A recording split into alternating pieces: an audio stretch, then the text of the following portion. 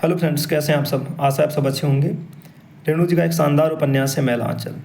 उसका एक गद्यांश प्रस्तुत कर रहा हूँ जिसमें इस चीज़ का जिक्र किया है रेणु जी ने कि किस तरह से आज़ादी मिलने के बाद जब हम साम्राज्यवाद से आज़ाद हुए तो किस तरह से हम पूंजीवाद के चंगुल में आ गए और मशीनीकरण का जो दौर शुरू हुआ उसमें किस तरह से जो भारत के गाँव थे वो तबाह हुए। उसी के संबंध में आज एक अंश प्रस्तुत कर रहा हूँ।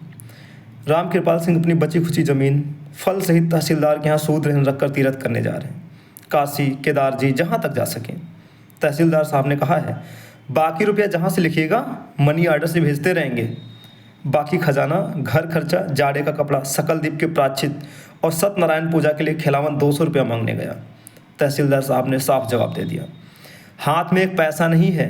घर के पिछवाड़े की ज़मीन जिसमें धान करीब करीब तैयार हो गया था लिख दी तो 300 रुपये दे दिए।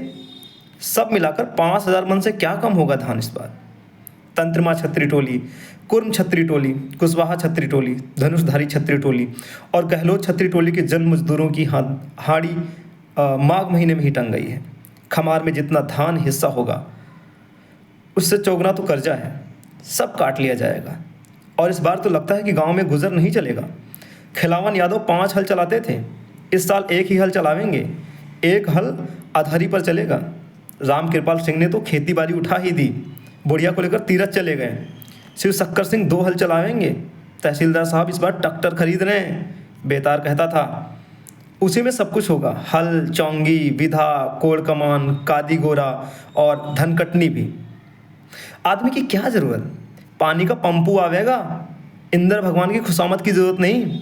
कमला नदी में पंपू लगा दिया, मिशन स्टार्ट कर दिया और हाथिया सूंड की तरह सब पानी सोखकर खेत पटा देगा।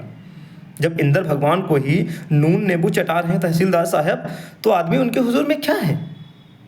कटिहार में एक जूट मिल खुल रहा है, 3 जूट मिल। चलो चलो 2 रुपया रोज़ मजदूरी मिलती है। गांव में अब क्या रखा है।